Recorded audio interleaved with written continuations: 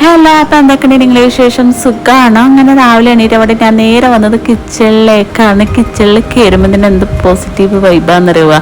നമ്മൾ രാത്രി കിടക്കാൻ പോകുമ്പോൾ നല്ല വൃത്തിയാക്കിയിട്ടെല്ലാം കിടക്കുക. അപ്പോൾ രാവിലെ എണീറ്റ് വരുമ്പോൾ നല്ലൊരു കുളിരാണ്. കിച്ചണിൽ കയറുമ്പം ഇങ്ങനെ ഭംഗിയിൽ കിടന്നിട്ട് കാണുമ്പം അങ്ങനെ എനിക്ക് എണീറ്റ് അവിടെ നല്ല വിശപ്പുണ്ടേനു. എണീറ്റ് അവിടെ നല്ല വിശപ്പുണ്ട്. അപ്പോൾ കാര്യമായിട്ട് എന്തെങ്കിലും കഴിക്കണം. അപ്പോൾ പത്തിൽ ഇങ്ങനെ പരത്തി ചുട്ടി റെഡിയായി വരുമ്പോഴത്തേക്ക് സമയം പിടിക്കും. അപ്പം അതിന് മുമ്പായിട്ട് എന്തെങ്കിലും ചെറുതായിട്ട് കഴിക്കണം, എന്തെങ്കിലും എനിക്കൊരു റാഹത്താവും, ബാക്കിയുള്ള പണിയിൽ എടുക്കാനുള്ളതല്ലേ. അപ്പോൾ ഇതാ ചായക്ക് വെള്ളം വെച്ചിട്ടുണ്ട്. പിന്നെ വിചാരിച്ച ഒരു ബുൾസൈ റെഡിയാക്കാം എന്ന്. അപ്പോഴേക്കും മുട്ടൻ്റെ ആ മഞ്ഞ ഉണ്ടല്ലോ അതങ്ങ് പൊട്ടിപ്പോയിട്ടും. അപ്പോൾ പിന്നെ അത് കൽസയായിപ്പോയി. എന്തായാലും വയ്ക്കില്ല, അതങ്ങ് അടിക്കാത്ര തന്നെ ചായൻ്റെ കൂടെ. പിന്നെ ഞാൻ ഇതിൻ്റെ അടിക്ക് സ്പ്രെഡാക്കി കൊടുത്തത് 6 kg ആണ്. 6 kg ആകുമ്പം നല്ല ടേസ്റ്റാണ്. പിന്നെ ഒരു ബ്രെഡും കൂടി വാട്ടിയെടുക്കുന്നുണ്ട്. അപ്പോൾ ഇതാണ് എൻ്റെ ചായൻ്റെ സ്പെഷ്യൽ. ഇനി ഇത് കഴിഞ്ഞിട്ടാകുമ്പോൾ 10 പരത്തണം, ചുടണം.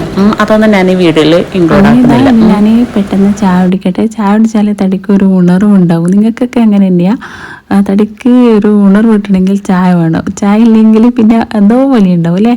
എന്ത് കഴിച്ചാലും അറിയാതെ പോലെ ഉണ്ടാകും. നിങ്ങൾക്ക് അങ്ങനെ ഫീൽ ചെയ്യുന്നുണ്ടെങ്കിൽ ഒന്ന് കമൻ്റ് ആക്കണേ.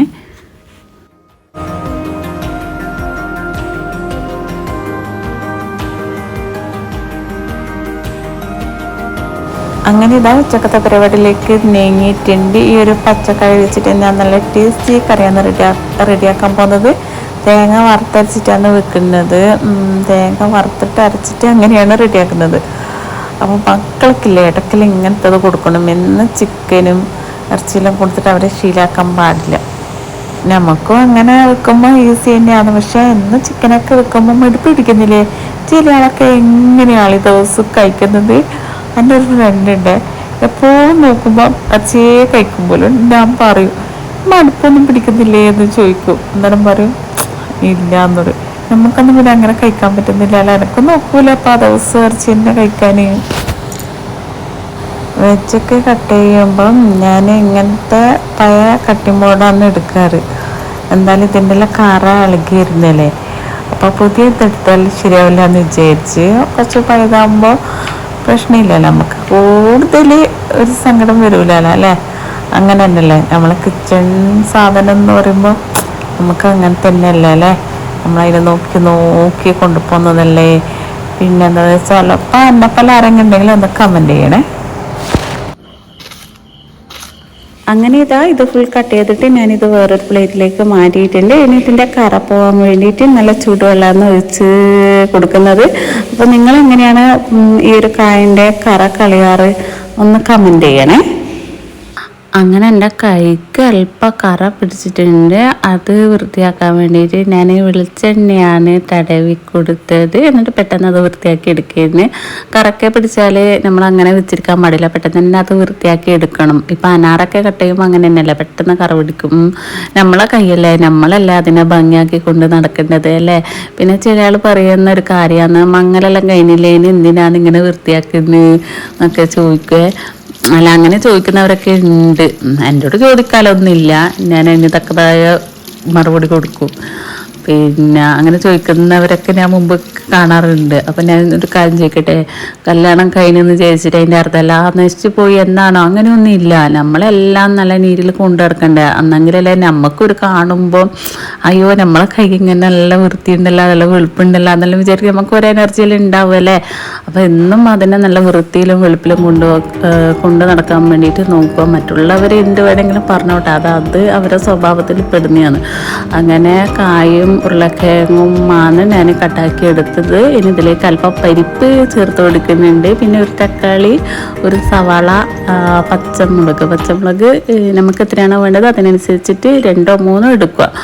അങ്ങനെ അല്പം ഉപ്പും വെള്ളവും കൂടി ചേർത്തിട്ട് ഇനി ഇത് വേവിക്കാൻ വെച്ചിട്ടുണ്ട് കേട്ടോ.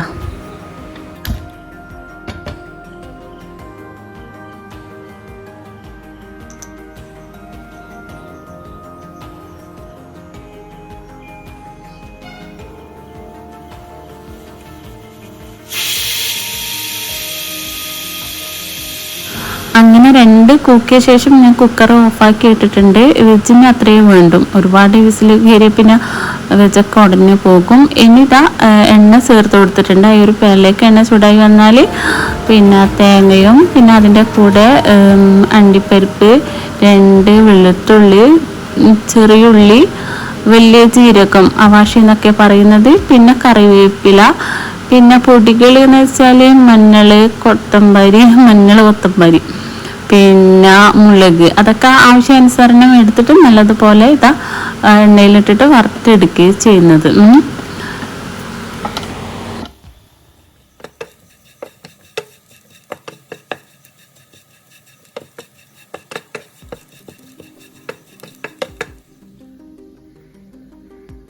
അങ്ങനെ ഇതിൻ്റെ ചൂടൊക്കെ ആറിയ ശേഷം ഞാനത് മിക്സിൻ്റെ ജാറിലേക്ക് മാറ്റിയിട്ടുണ്ട്. ഇനി ഈ ഒരു പാനിൽ അല്പം വെള്ളം ചേർത്തിട്ട് ഈ ഒരു തേങ്ങയിലേക്ക് ചേർത്ത് കൊടുത്തിട്ടുണ്ട്. അങ്ങനെ ഇത് നല്ലതുപോലെ ഒന്ന് അരച്ചെടുത്തിട്ട് വരുന്നുണ്ട്. അപ്പോഴേക്ക് ഇതാ നമ്മൾ കുക്കറിൻ്റെ പ്രഷറൊക്കെ നല്ലോണം പോയി എന്ന് മനസ്സിലാക്കിയ ശേഷം ഞാനിതൊന്ന് ഓപ്പൺ ആക്കുന്നുണ്ട്. എന്നിട്ട് ഈ ഒരു തേങ്ങ അരവുണ്ട് ഇതിലേക്ക് ചേർത്ത് കൊടുക്കുന്നുണ്ട്. എന്നിട്ട് ആവശ്യത്തിന് വെള്ളം കൂടി ചേർത്ത് കൊടുക്കുക. ഒരുപാട് വെള്ളം പോലെ ആവാതിരിക്കാൻ വേണ്ടിയിട്ട് നോക്കുക. അന്നേരം പിന്നെ നമ്മളെ കറിൻ്റെ ടേസ്റ്റ് പോവും. പിന്നെ ഇങ്ങനെ തേങ്ങയൊക്കെ വറുത്തരച്ച് വെക്കുമ്പോൾ കറിക്ക് പ്രത്യേക ടേസ്റ്റ് തന്നെയാണ്. ഞാൻ കൂടുതലും ഇങ്ങനെ വറുത്തരച്ചിട്ട് തന്നെയാണ് കറി റെഡിയാക്കാറ്. ഇങ്ങനെ പച്ചന തേങ്ങ അങ്ങനെ അരച്ചിട്ട് കറി വെക്കാറില്ല. കൂടുതലും വറുത്തരക്കുകയെ ചെയ്യാറ്. അങ്ങനെ ആകുമ്പോൾ മക്കൾക്കും നല്ലോണം ഇഷ്ടമാകും. അങ്ങനെ കറിയൊക്കെ നല്ലോണം തിളപ്പിച്ചെടുത്തിട്ടുണ്ട്. ഇനി ലാസ്റ്റായിട്ട് അത് കാച്ചി വയ്ക്കാനുണ്ട്. നിങ്ങളെ ഭാഷയിൽ എന്താ പറയുക? കാച്ചി വയ്ക്കാന്ന് ഓരോന്നാ പറയല്ലേ. ഞാൻ കച്ചിക്ക എന്നാ പറഞ്ഞത്. അങ്ങനെ എണ്ണ ചേർത്ത് കൊടുത്തിട്ട് കടുക് പൊട്ടിച്ചിട്ടുണ്ട്. അതിലേക്ക് ചുവന്ന മുളക്, കറിവേപ്പില, 2-3 വെളുത്തുള്ളി അരിഞ്ഞതൊക്കെ ചേർത്തിട്ട് ഇതാ കറിയിലേക്ക് ചേർത്ത് കൊടുക്കുന്നുണ്ട്. അപ്പം നമ്മൾ കറിൻ്റെ പരിപാടി ഇവിടെ റെഡിയായി. ചോറ്റിൻ്റെ കൂടെയൊക്കെ ജസ്റ്റ് മക്കൾക്കെല്ലാം നല്ലവണ്ണം ഇഷ്ടമായിട്ടുണ്ട്. ഇനി അടുത്ത പരിപാടിയിലേക്ക് പോവാം.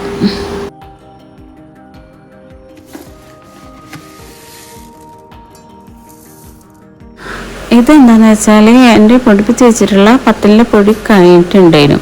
അപ്പോൾ പുതിയത് പൊടിപ്പിക്കാൻ വേണ്ടിയിട്ട് ഞാൻ പച്ചരിയും പുഴുങ്ങലരിയും എടുത്തിട്ടുണ്ട്. ഇനി ഇത് നല്ലോണം കഴുകിയിട്ട് ഉണക്കിയിട്ട് അങ്ങനെ മീനിൽ കൊണ്ടു കൊടുക്കുകയും ചെയ്യാം. രാവിലെ പത്തിലേന് ചുട്ടിട്ട് അപ്പോഴത്തേക്ക് ബക്കറ്റെല്ലാം കാലിയോ ബക്കറ്റില്ലാതെ ഞാൻ പൊടിപ്പിച്ചാൽ ഇട്ട് വെക്കാറ്. അപ്പോൾ പുതിയത് പൊടിപ്പിക്കാൻ വേണ്ടിയിട്ട് അരി മാറ്റി വെക്കുകയും ചെയ്യുന്നത്. അപ്പോൾ ഇതെല്ലാം കൈയോടെ പൊടിപ്പിച്ച് വെച്ചാൽ നമുക്കൊരു സമാധാനമാണ്. ഇപ്പോഴും പിന്നെ എനിക്ക് അങ്ങനെ 1 മാസമൊന്നും എത്തൂല, പെട്ടെന്ന് തന്നെ തീരും.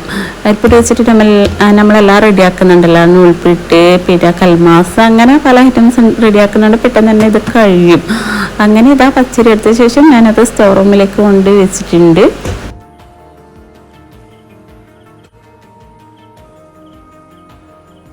അങ്ങനെ അസുറസ്കാരെല്ലാം കഴിഞ്ഞിട്ട് കുറച്ച് മുറ്റത്തോട്ട് ഇങ്ങനെ നടന്ന് അങ്ങനെ ആ ഒരു സൈഡ് ഭാഗത്ത് വരുന്ന അതൊക്കെ വീഡിയോ എടുത്ത് അങ്ങനെ ഇതാ ലാസ്റ്റ് അകത്ത് കയറിയിട്ട് പിന്നെ ചായൻ്റെ കൂടെ പിന്നെ ഇന്ന് കുറച്ച് പഴം നിറക്കാമെന്ന് വിചാരിച്ചത്. പഴം പിന്നെ നമ്മൾ 2 വിധത്തിൽ നിറക്കാറുണ്ടല്ലേ. ആദ്യം ഒന്ന് പിന്നെ പഴം എണ്ണയിലിട്ട് ഫ്രൈ ആക്കിയിട്ട് അങ്ങനെ നിറക്കാറുണ്ട്. പിന്നെ ഇതേപോലെ ഇത് പിന്നെ മുമ്പ് കാലങ്ങളിലേ ഇങ്ങനെയാണ് റെഡിയാക്കാറ്. പിന്നെ അന്ന് ഇതിലേക്ക് വന്നതല്ലേ.